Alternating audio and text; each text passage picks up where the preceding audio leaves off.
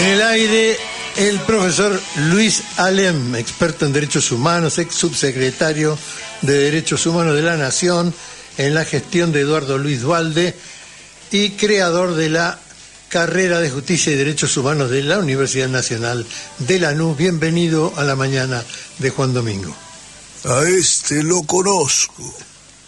Buenos días, compañeros. Bueno, uno siempre escucha todo lo que se dice y se me ocurrió que todo esto tiene una explicación que no es nueva y que tiene que ver con una palabra que muchos denigra en los medios y se la trata como si fuera alguna cosa espantosa, ¿no? Que es la ideología, ¿no?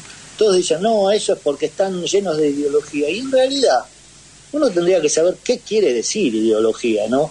En su sentido, en el sentido que se aplica generalmente a las relaciones humanas, a las cuestiones sociales, a la política y todo esto. La ideología no es más que una forma de ver el mundo, una forma de ver el mundo que se expresa en todas las actividades humanas, en el arte, en la ciencia, en la tecnología. Por eso uno puede decir que no hay una tecnología así que no tiene contaminación con las ideas. No, al contrario, la tecnología, como cualquier cosa, tiene la ideología del que la produce y del que la utiliza, ¿no?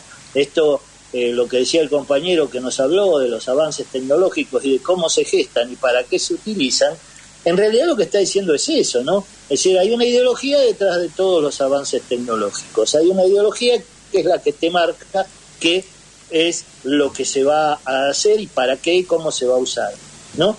Las ideologías, además, uno las podría decir que todas las personas humanas tienen su ideología, pero hay ideologías que son orgánicas en el sentido de que expresan los intereses de una clase, de un sector, ¿no? Y en ese sentido, también uno puede hablar que hay diferencias de grado entre las expresiones de la ideología, que la más alta es la filosofía, ¿no? Ese momento en que uno se hace todas las preguntas y busca todas las respuestas y trata de hacerlo de una manera científica, programada, y trata de continuar cada problema en donde otro lo abandonó para buscar las respuestas, ¿no? Que en algún momento se confunde con la historia de la humanidad, ¿no? Porque ¿qué es la historia de la humanidad sino la búsqueda de respuestas para el progreso humano y cómo se van desarrollando? Pero cuando esa filosofía, no ese grado alto, se transforma en algo que no es cuestionado, que uno ya no se pregunta de dónde viene, ni busca respuestas, ni nada por el estilo, cuando se masifica eso, estamos hablando del sentido común, ¿no? Y el sentido común es a veces el menos común de los sentidos, como se suele decir. Uno podría seguir diciendo que después del sentido común viene otros grados de la ideología, ¿no? Pero vamos a detenernos en esto. ¿Cómo se produce la ideología hoy en día? Uno puede decir que tiene ciertos motores, ciertos lugares desde donde se produce, que son, uno, la educación. La educación es el primer lugar en donde recibimos una dosis de ideología. Fíjense ustedes cómo está la educación en nuestro país o cómo se hizo históricamente, ¿no? Los manuales de historia, por ejemplo, cómo te contaban una historia edulcorada, esos manuales de Ibáñez o los que leíamos cuando éramos chicos, ¿no? Que te contaban una historia donde siempre había malos y buenos, y en general los malos eran los que uno en realidad después entendió que eran los buenos, ¿no? Pero era una forma de hacerte entender el mundo y hacerte entender cierto tipo de cosas que tenías que aceptar porque ya venían dadas así, ¿no? El otro lugar son los medios de comunicación, ¿no? Y los medios de comunicación no en el sentido más clásico de un periódico, un diario, que también lo son, sino en un sentido mucho más amplio, porque los medios de comunicación abarcan muchas más cosas. Y entonces cuando uno ve cómo tipos como Elon Musk o como, no sé, los que crearon Facebook y todo esto, que manejan algoritmos y que te indican qué es lo que tenés que pensar, de qué te tenés que preocupar, a dónde tenés que buscar las cosas, y te dan las respuestas también, por supuesto, masticadas y deglutidas, te están diciendo qué es lo que tenés que pensar y cómo tenés que ver el mundo, y de acuerdo a eso, dónde te tenés que ubicar, ¿no? Esos son los usos perversos que se dan y que te van moldeando las cosas como para decirte vos tenés que hacer esto. Y eso es lo que está ocurriendo no solo en nuestro país, sino en gran parte del mundo, ¿no? Cuando uno ve esta ofensiva nueva de decir que todo lo que es preocuparse en realidad por el prójimo y por la vida en común y por cómo todos podemos mejorar y no solamente unos pocos, cómo es posible realizar cambios que nos lleven a una calidad de vida superior. Bueno, vemos como hay todo un movimiento que te dice, no, acá hay que sobrevivir y el que sobrevive es el más apto, eso es la meritocracia, entonces el que sobrevive es el bueno, y vos te tenés que preocupar por sobrevivir sobre los otros y nada más. Y lo que termina resultando es en gobiernos como, por ejemplo, el de Javier Milei, ¿no? La supervivencia del más apto en términos de un darwinismo social que implica, si tenemos que pisarle la cabeza a alguien, bueno, vamos así, ¿no? Frente a todo esto, uno observa de repente que, por ejemplo, en nuestro país y en este momento, hay grandes sectores de la juventud que han aceptado esto y que les parece bien y que les parece que hay que seguir desarrollando este tipo de pensamiento, este tipo de cosas, y que quienes son más exitosos en ese pensamiento, mientras más violentos sean mejor, son los que mejor te representan, y entonces terminamos teniendo a un Milei. Y uno que mira la historia sabe cómo terminan estas cosas, porque en realidad lo ha visto una y otra vez, ¿no? Uno podría acordarse de que hace 23 años se ponía en marcha el corralito que terminó con el desastre del 19 y 20 de diciembre, ¿no? Y la cantidad de muertos y la crisis que sacudió todo nuestro sistema, pero a veces parece que no hubiéramos entendido nada y seguimos pensando que las cosas son malas. Entonces, si uno mira, por ejemplo, las columnas de un diario como La Nación, que se supone que es la tribuna de doctrina de la derecha argentina, va a ver que todos los males vienen por la ideología. ¿Y la ideología de quién? La ideología peronista en nuestro país, porque fue el sector que planteó los cambios más profundos, que incorporó a los sectores de los trabajadores a la vida política y que procuró diseñar un país justo, libre y soberano, ¿no? Y entonces a eso hay que volver, creo yo, a pensar en las cosas y pensarlas de una manera mucho más alejada de lo que te quieren hacer creer o lo que te quieren vender como única verdad, como única realidad, y a partir de ahí desarrollar mecanismos de respuesta, ¿no? Decir, bueno, no, hay que aceptar la realidad, vamos a ver qué hacemos, cómo nos manejamos. No, eso nunca funcionó.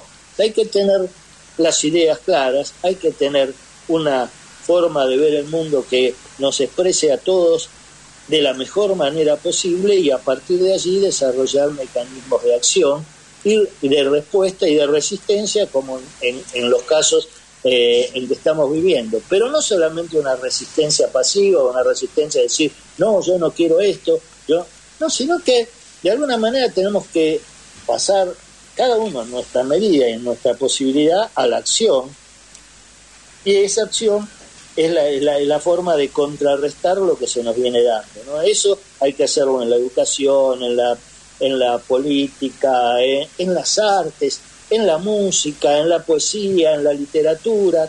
Todos son campos de resistencia si uno tiene claro qué tipo de mundo quiere ver, qué tipo de sociedad quiere tener, qué tipo de país queremos desarrollar y dónde queremos vivir y cómo lo queremos lograr, ¿no?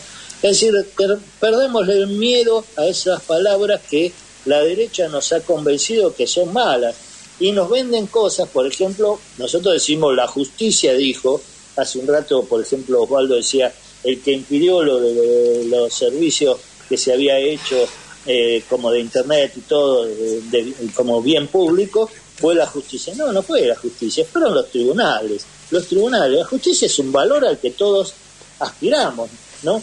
Si lo pensamos de alguna forma, el nombre que eligió Perón para su movimiento fue justicialismo, porque partía de la base, de la idea de un pensamiento de justicia, ¿no?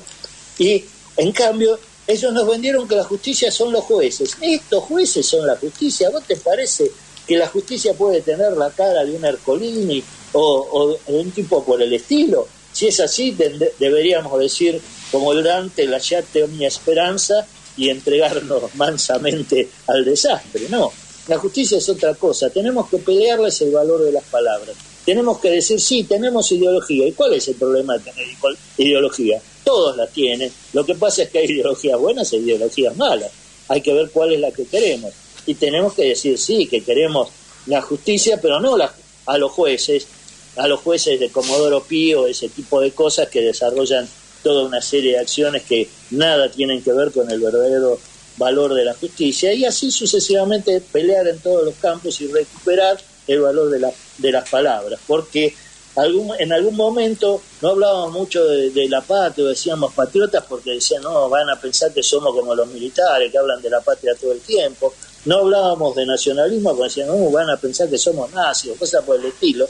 Y le fuimos dejando todas esas palabras a la derecha, y no, son palabras nuestras, son palabras que tenemos que recuperar, darle su verdadero valor, y a partir de allí construir ese pensamiento nacional, popular, revolucionario, que nos permita salir de este atolladero, ¿no?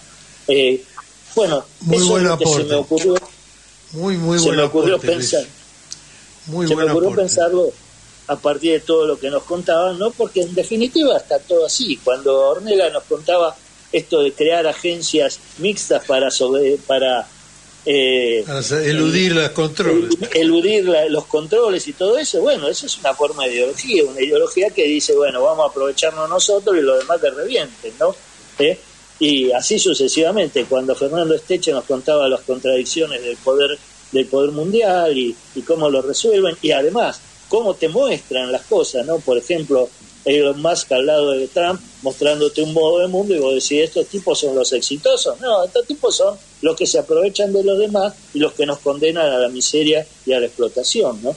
Bueno, pero estamos hablando también, Luis, perdóname, Luis, pero estamos hablando también de una potencia en decadencia como Estados Unidos, porque nadie habla y lo esconden muy bien, la inmensa pobreza que hay en los Estados Unidos. Nadie habla de eso. Nadie habla de eso. Porque es parte de la historia, es decir, te venden otra historia, te venden, claro, exacto, y no te venden los homeless, no te venden los tipos que viven en la calle, la miseria, claro, no te venden los campesinos que pierden las granjas y que ven sus casas y sus terrenos hipotecados y todo eso, que son parte también de la historia. Como nos podría contar Alfredo sobre Italia, y cada uno nos podría ir diciendo qué es lo que pasa en cada lugar. Te venden una historia, y esa historia te dicen que es la que tenés que comprar. Y no te hablan de todas las otras cosas, no te hablan no te hablan de los muertos, no te hablan de los explotados, no te hablan de los esclavizados, ¿no? Los que andan drogados por la calle como zombies.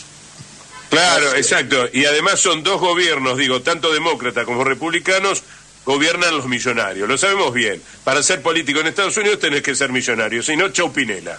A esta altura, como decía Fernando hace un ratito, BlackRock es más importante que casi que el gobierno. Pero claro, BlackRock y Glencore. Los grandes conglomerados económicos que manejan el capitalismo internacional, que ha tomado otro rumbo. Ya casi deberíamos empezar a pensar no solamente en el imperialismo, sino en la fase superior que significan estos grupos de poder, que ya no tienen ligazón directa con una bandera o con un Estado, sino que van mucho más allá, ¿no? Tema arduo, así que habrá que desarrollarlo. Muchísimas gracias, Luis. No, gracias a ustedes, y feliz Juan Domingo para todos, compañeros. Muchísimas gracias. Fue el doctor Luis Alem, ex subsecretario de Derechos Humanos de la Nación, creador de la carrera de Justicia y Derechos Humanos de la Universidad Nacional de Lanús.